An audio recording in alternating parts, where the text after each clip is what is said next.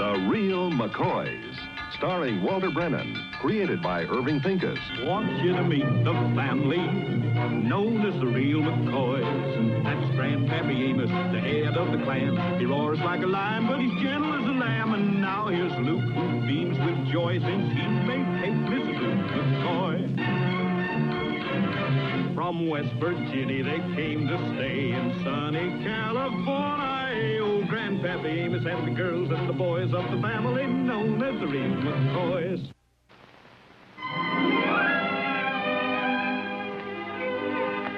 Hey, Luke, you ready? Yeah, all ready, Grandpa. Yeah, come on, let's get going. All right, Grandpa, you think it's a good idea to go bowling with that cold? I don't think it's much of a cold. I think it's just a tickly nose, that's all. Come on, I've been waiting for Sandy to go around here so he can get down in them alleys and have some fun. Hey, bye, Kate. We're going. Oh, wait a minute, Luke. We're going with you. I thought it was just us men. Oh, we're not going bowling, Grandpa. We want to stop off and welcome the Nugents. Go on out the car. Who's the Nugents? Well, you know, Grandpa, the new doctor moved in down the road. It's only fitting as neighbors we should pay our respects. I ain't paying no respects to no doctor. Grandpa, you should see him. Let him tend to that cold of yours instead of going bowling. Women and doctors. All that's trying to make a man think he's got something so they can take away some of his enjoyment. Grandpa, don't start on doctors again, all right? Now, look, you know what I think about doctors. You know, I never went to no doctor. My father never went to no doctor, and his father before him never went to no doctor. And they lived to the ripe old age of 96. All except Uncle Eve Hackett, and you know what happened to him. After he went to wheeling, he went to going to doctors and like that, and he was only 84. It was pitiful, that's what it was, pitiful. All right, Grandpa. It won't take long. It's on our way. Better hurry up, Kate. I'll get the car started. I'll go get the cake. Cake? Well, yes. I baked a nice angel food cake for the doctor and his missus. That's what you wanted all them eggs for? That's right. Well, I wished I'd have known that. I wouldn't have begged them poor little hens. All that straining and just for a doctor.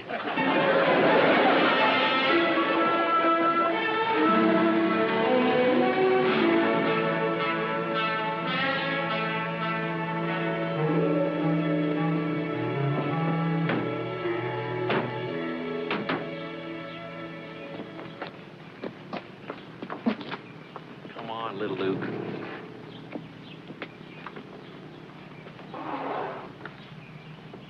Well, hello. Howdy. Come in. Howdy.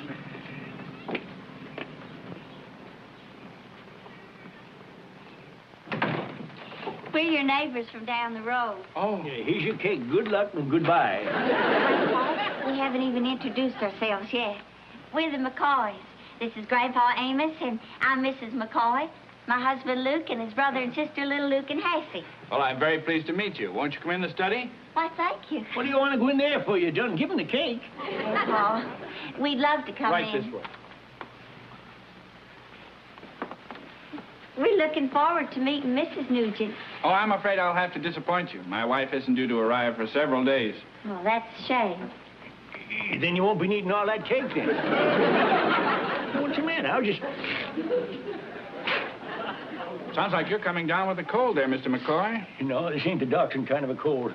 It's business you're after. You better go out looking for it yourself. I guess that's pretty good advice for a new doctor.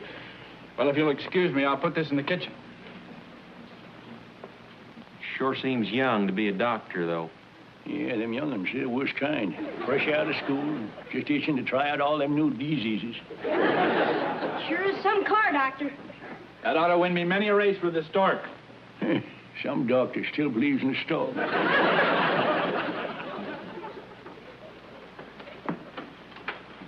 What's that supposed to cure? That's a dictaphone. A what? A dictaphone. I use it for my correspondence, my mail. I dictate by talking into it, and then I have someone play it back and transcribe it on paper. I also use it to keep a record of my patients' case histories. Here, talk into it, and I'll show you how it works. Not me. I ain't talking to no goddamn machine. Not me. I ain't talking to no goddamn machine. That sure sounded funny, Grandpa. Say, are we going bowling? Or ain't we? I need exercise. Surely, Mr. McCoy, you're not going bowling. Exertion and overheating is the worst thing you can do for a cold. What you need is rest and medication. Look, I'm going bowling. Ain't no one going to stop me. If I need medicine, I'll get me some polecat grease. Polecat grease? Yeah, and wrap it in a newbie bag around my neck. A newbie bag? Say, you show you're a doctor. Doctor, a newbie bag's kind of like a scarf. Yeah, you slap the polecat grease on one side and wrap it around your neck and take a couple of hot toddies, and 2 or 3 days, you're a new man. Why am I smiling, Mr. McCoy? I've heard of these primitive methods, but I've never actually met anyone who used them. Primitive? That's what they call savages, ain't it? I didn't mean to infer that you... Now, listen, son, I don't cotton to this newfangled medicine. I never did and ain't starting now. I'm going bowling tonight, and I'm going to bowl as long as I want to. And after that, I'm going to wrap some polecat grease around my neck. I'm going to take a couple of hot toddies in the morning. I'll be all better. Did you hear that? Tomorrow, I'll be all better. Grandpa, you didn't believe the doctor yesterday. Now look at you. What do you mean now? Look at me. I'm fine. Grandpa, you should be in your bed laying down. This ain't a laying down type of cold. Why don't you leave me be? I can take care of myself. I'm going to freshen up my hot toddy here a little. Yeah. What is that? Wait a minute, Luke. Grandpa, that's moonshine you was putting in there. What do you think makes a toddy hot? Grandpa, putting moonshine in your toddy ain't gonna help you none. I just got that around here for medicine. Could I have just a little Luke? Oh, I got the misses. Something terrible. I need something to open up my arteries. Come on. My rheumatism, too. I couldn't shave myself this morning. Couldn't raise my arm no higher than that. Just a little.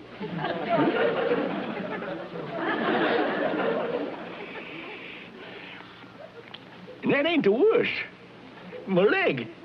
I can't bend my knee. Oh, look.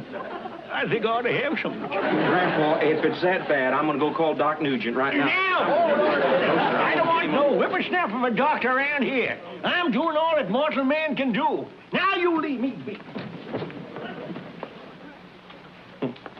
Luke, what are we gonna do? Oh, it's no use, sugar. You heard him. When it comes to seeing a doctor, Grandpa's tougher than a bride's first meatloaf. Nothing personal.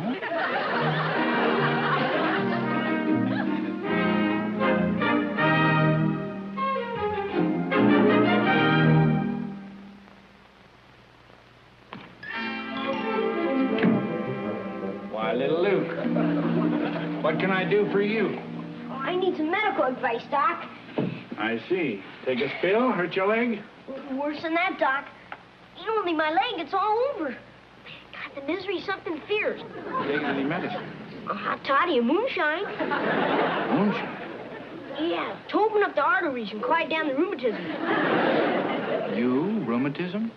Yeah, flared up so this morning, couldn't even raise my arm. What kind of medicine should I take, Doctor? Well, we'll see. First, I want to hear more about this rheumatism. Oh, it's a terrible agony in this leg of mine. I can't even bend the knee. That's too bad. How high could you bend it before? Way up to... All right, young man, what's this all about? It's Grandpa, Doc. He's powerful sick, and I just want to know what we can do for him. Sounds to me like I ought to go over and take a look at your grandfather. Oh, please don't. I mean, couldn't you tell me what to do, and I'd pass it on like it come from someone else? Hardly, son. We don't practice medicine by remote control. Yeah, Grandpa'd be awful mad if he had found out I was the one that brung you. Well, I tell you, we'll just keep this a little secret between you and me. We'll pretend that I'm just dropping by to say hello.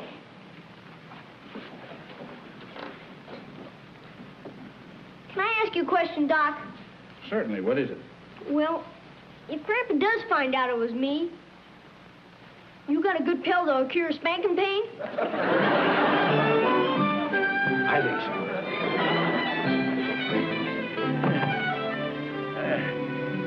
I'm telling you, for the last time, I ain't seeing no doctor. Grandpa, not so loud. He's standing right outside the door. He'll hear you. I don't care if he does hear me. I didn't invite him, and I ain't going to see him. Grandpa, you ain't getting no better. As long as he happened to drop by, Grandpa. Oh, what's the harm? All right, leave him in. Doctor? Morning. Hi, Doc. Don't mind me. Go right ahead. This Charlie Perkins, our mailman. He's like one of the family. Everybody's family.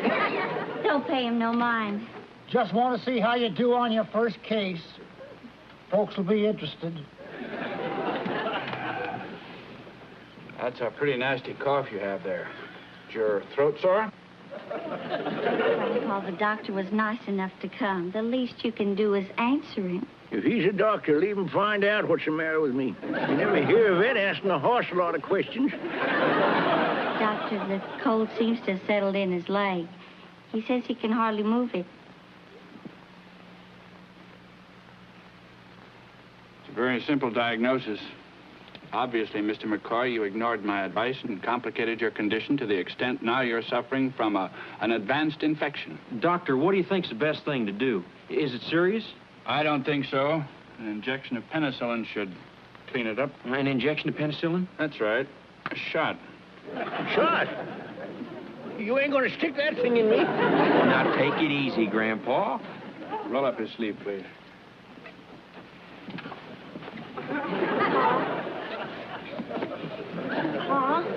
Kate, I'll never forgive you for this.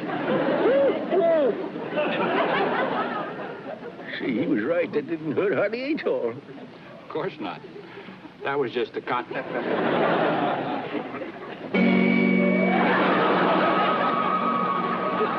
ought to fix you up, Mr. McCoy. Thank you, Doctor. I'll be by and check on you in the morning. And I'll be back to check on him, Amos.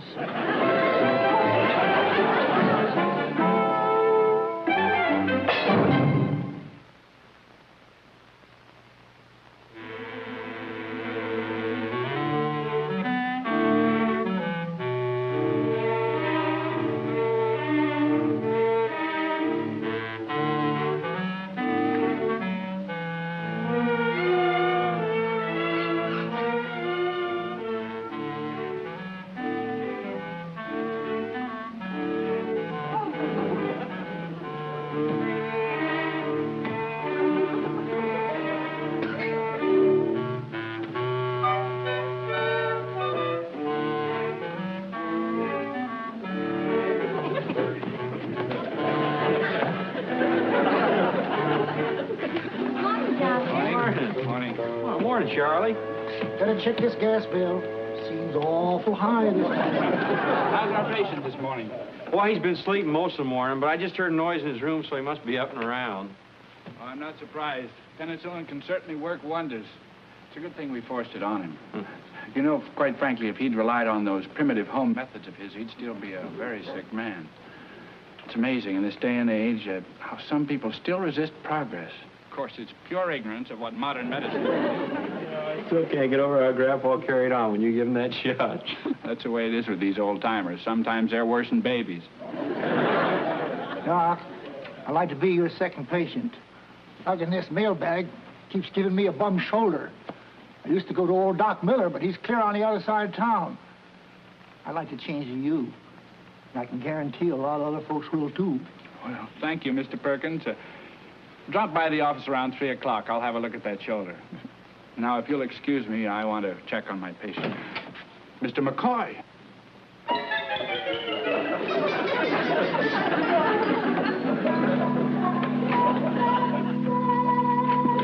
I expected by this morning you'd be up and kicking. The only thing I'll be kicking is the bucket. I'm going downhill ever since you stuck me with that medicine. Your fever's gone. Congestion in your chest is gone. Next thing, I'll be gone. Pulse is normal. Your coloring's fine. Frankly, Mr. McCoy, I'm puzzled. You're improved in every way. You call me improved when I can't move my leg? The medication I gave you couldn't possibly cause complications such as this. Why, that leg should be completely better. The leg is stiff as a hoe handle. Mr. McCoy, are you sure that you can't use that leg? Don't you think I'd use it if I could? I'm not so sure, Mr. McCoy.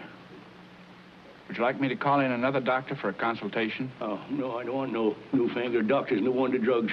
They ain't doing no wonders for me. I'll stick with my polecat grease. Maybe it is primitive, like you said, and maybe I am ignorant. But leastways, I'll get well. Very well. You have a right to do as you wish.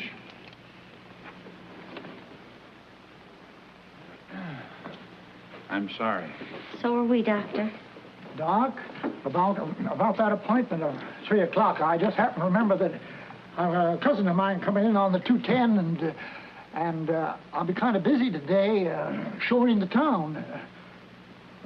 Well, you understand how it is. Yeah.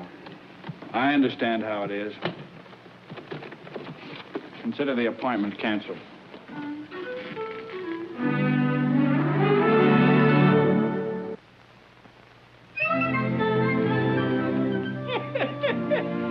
Did you see the look on that whippersnapper's face when he left here? It'll learn him to think twice before he tangles with me. What, Grandpa? You can move your leg. Of course I can, just as good as ever. Grandpa, you were faking all the time.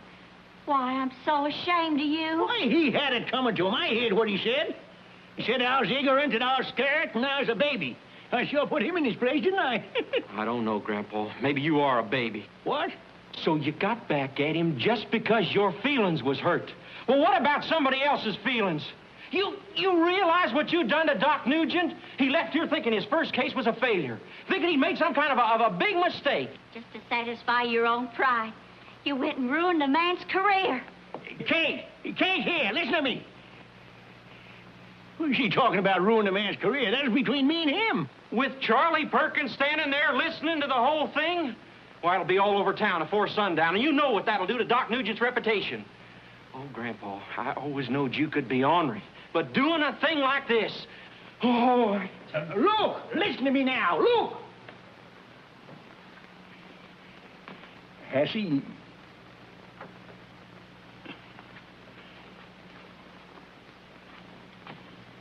Well, you must have gone too. No sense in you sticking around with a sinking ship. Oh, I don't want him, Grandpa. I want to stay by you. Even if you think I'm wrong? You do think I'm wrong, don't you? You don't have to answer that question. I know you do. Little Luke. Yeah, Grandpa. You go tell Luke and Kate that as soon as we finish the chores, I'm going over to see Doc Nugent and try to square myself. You mean it, Grandpa? Well, that's what I said, wasn't it? Now go on. Little Luke. I want you to get one thing straight, though. That still don't mean I like doctors.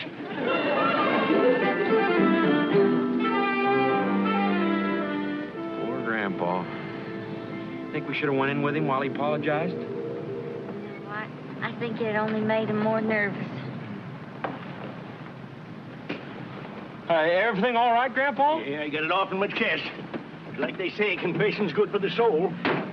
Now we gotta find that knot-headed mailman and fix the damage he done around town about Doc.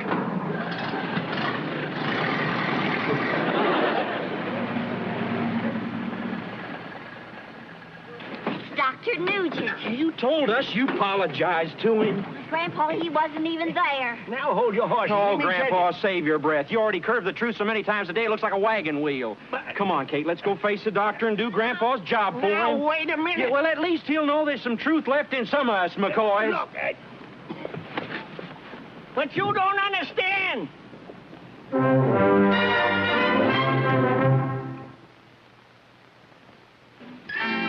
Doctor, you look like you're packing to leave. I had 3 patients scheduled for today. All 3 canceled out. But when we tell people the truth, they'll want to come to you. They'll want you to stay. I'm afraid it's too late for that now. If you'll excuse me, I have a lot of packing to do. Hello there, Doc. This is Amos McCoy talking at you. I came over to apologize, and when you wasn't here, I guess I should have waited for you, but it seemed a whole lot easier talking into this machine instead of having to face you after the way I acted. You know, I'd still be laid up with the miseries if it weren't for you being such a good doctor. You see, it's just that a man my age gets set in his thinking and finds it kind of hard to go along with things that's new and up to date. Still in all, I know that ain't no excuse for the low-down trick I played on you. And I want to say now that how sorry I am. Well, I guess that's about all now. I wonder how he shut this goddamn thing out. It must be... What do you know? Hardly know what to say. I don't blame you if you don't forgive me, Doc, but... It's all right so long as... What are you doing? He's packing. He's gonna leave. Want to leave? He says there's no sense in trying to practice here after what's happened. Well, great balls of fire. Is that why you spent all these years at school, so you could quit and get up and run off the first time trouble showed itself? Doesn't seem to be any point in fighting. Fighting? Why, you ain't even got in a good, healthy swing yet. Let me tell you something, son. No matter where you go, you're going to run into old fools like me, so you might just well get used to trouble. And after all, trouble is why we has doctors. Now, Doc, why don't you just roll up your sleeves and get ready for what you come here for? Well, that's what I'd really like to do. Yeah, that's good. You can put me down as your first patient. Thanks a lot, but you're cured. There's nothing wrong with you. Well, I ain't going to be tomorrow, because I'm going fishing. You know what I do when I go fishing? I don't catch no fish. It sort of riles me so that I always come home and I just kick the barn door with my foot and wreck my big toe. So you just have the bandages ready. I'll come hobbling around about 5, huh? Well, come on, help him get unpacked.